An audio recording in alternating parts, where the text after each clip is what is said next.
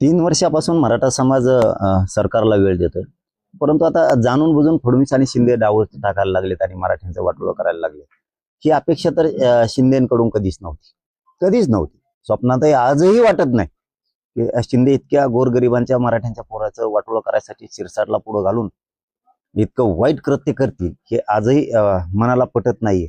पण त्याला विलाज नाही, आता सत्य आहे ते स्वीकारावंच लागणार आहे आणि आम्ही ते स्वीकारलंय आता की शिंदेच्या सांगण्यावरून थोडं शिरसाटनं मराठ्यांचे प्रमाणपत्र रद्द केले, फडणवीसच्या सांगण्यावरून बावनकुळे रद्द केले।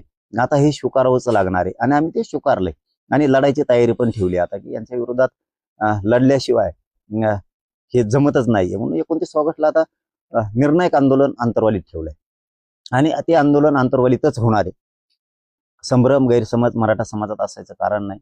वेळेप्रसंगी डाव बघू काय टाकायचं, मी आहे ना, मी ठरवतो त्या टायमाला आपण वेळेवर। तुम्हालाही मराठा समाजाला माहिती आहे मी वेळेवरती बरोबर डाव टाकतो, वेळेवरती डाव टाकला जाईल त्याची काळजी नाही। पण आंतरवालीतच महाराष्ट्रातल्या मराठ्यांनी सगळ्यांनी 29 ऑगस्टला आंदोलनाची सुरुवात होणार आहे, त्यामुळे